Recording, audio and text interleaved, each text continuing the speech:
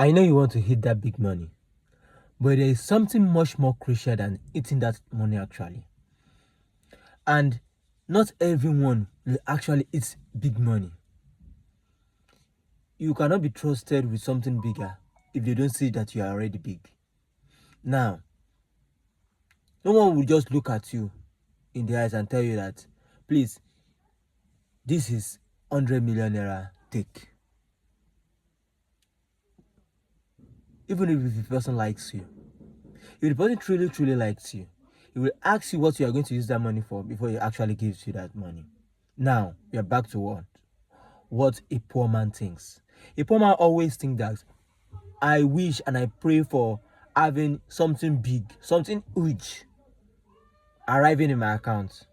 Someone somewhere, an angel, a philanthropist, anybody like that could just give me so million naira. If I have that, I am set up for life. Is that truly what it is? No, it isn't. The first crucial thing for everyone that truly wants to make something big out of life is someone who has predetermined what he's going to use a particular money for, even when the money has no solid way of coming in.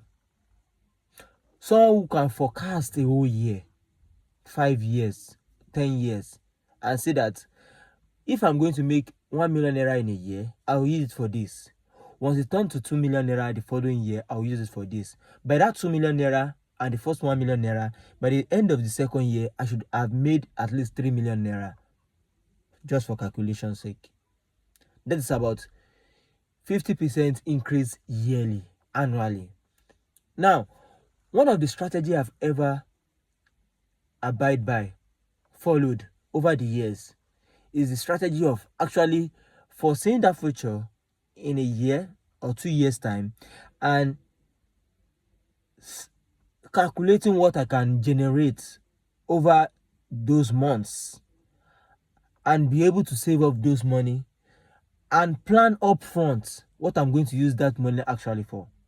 So anytime people sees me and they envy what I have, what I've achieved, the very crucial thing they should have pinpointed, they should have seen, is actually how those money came to being without doing fraud, without doing anyone. It is about that foresight, about seeing that future before it actually comes. Yes, many times I've always foreseen certain things and eventually it never came to being. But for those times that it actually came to being is what people envied me for. So now, imagine if I had planned for 100 things and 99 of them had come to being. Do you know how much I could have been rich? And this is the reality. You can't plan for 100 of things that once 100 things came to being, that you will use 100 things to achieve 100 goals. That if only 1 or 2 or 20 of them didn't come to being, you wouldn't even achieve at all. That's not how to plan. It's about how to plan in successional. If I take the first step, once I'm done taking that first step, I'll take the second step. Once I'm done taking the second step, I'll take the third step. That's how life is. That's how it should be.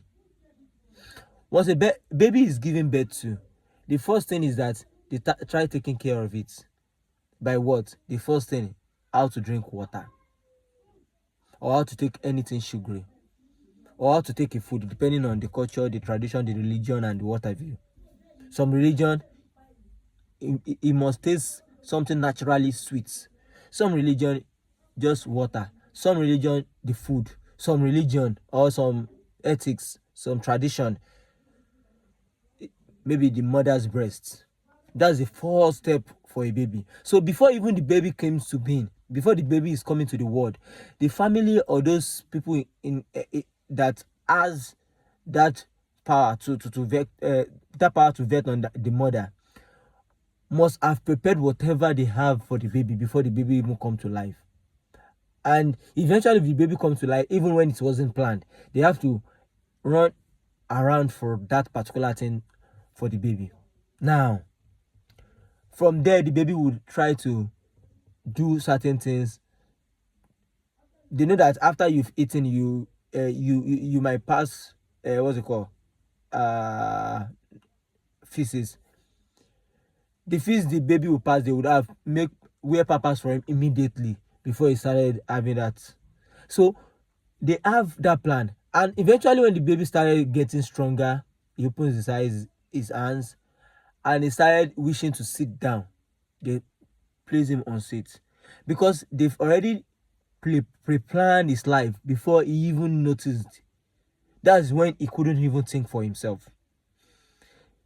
When he started sitting, then he started reaching for things that, what is this? What is that? Let me see what it is. Let me grab it.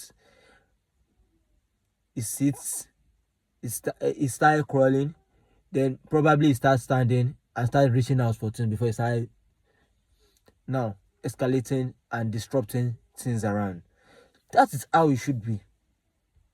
Someone who has no backup must be the backup. Someone who have no one that can truly gives you money without looking back should be the one that will generate that money from the scratch. And if you can't, just get people that will trust you enough to give you that money. Yes, their foundations, their firm, their grants, a lot. Even in Nigeria, they can give you certain money, but if you can truly prove it to them that your brain actually worth carrying such money, they will give. Either to get back that money, or they will gift it out so that you could eventually come back in the future to help someone else.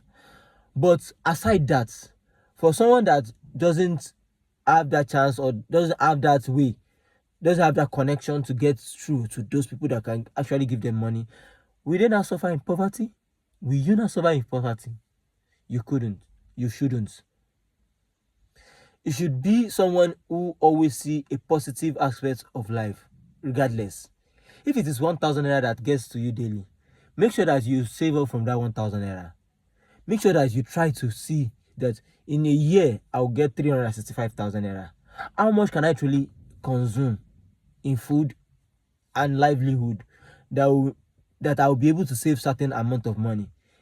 If I can save, if all what I can spend in a day, if I can manage myself and spend at least or a maximum of 300 naira in a day, so I can save 700 naira over the year. And if any eventuality happen in between it, at the end of the year, I can still have nothing less than 200,000 naira, 150,000 naira, even 100,000 naira. And plan for that 100,000 naira after 365 days, after a year. So if I should plan for 100,000 naira this year, after the round of the year, before another round comes in, I might have planned even a 150,000 naira, making 250,000 naira. And successionally over the years, by the time it gets to 5 years, the person would have worth maybe 1.52 million naira. It is not a rocket science, it is determination. Having that determination, having that mindset is what we truly lack as youngsters. And even though people do things that those people that actually have that money are always fraudster, no, me, I don't think that way. But those people that actually earn them in easier way and they squander it, I don't know how I'm going to pity them again, because I will pity them when they are squandering it, not after they've exhaust whatever money comes to them, maybe free or in easy way. Getting money is actually very, very hard work. It's actually hard work. And not spending it wisely is the most stupid act I could have ever think of from someone who is in his 20, in his 30, even in his 40s. Now, if you are not that kind of person that can see, you're not that kind of person that can see a 1,000 naira every day for 365 days, that you can see maybe you have a pattern that is not fraudulent. that is not fraudulent, that is not what they call blackmailing, that you can generate certain money legitimately within a day, a week, a month, before that money eventually gets into your account, before that cash actually gets to your hand. Sit down and plan that money, that if this thing works out, I should be getting, let's say, ₦1,000,000 in a week, in a month, or even in a year. If that money actually gets to my account, or I actually get it in cash, what will I actually use it for? That is what you should be planning for. What you will actually use the money for. And if you can be able to outthink that your situation and be able to salvage that money, be able to cage that money before it actually comes to being, by the time the money is getting to your hand, it is taking the next step towards actualizing a better future for yourself. And that's how people who are much richer, those people that are in your peer group, that's how they are getting richer. I have several things that I will share to you about different stages of getting money for yourself and how to manage this money. But maybe I will still talk about it, but not today. I want to discuss about how to actually manage your money, maybe as a married man, as a business owner, as someone who runs multiple businesses, so that you won't get choked in between needing a certain urgency money where you should have outplanned that situation and be able to run in, day out, month in, month out, and year in, year out. So before then, subscribe to my channel, keep watching, and comments, share, likes, and tell me what you want me to discuss on next. Before then, thank you. Peace out.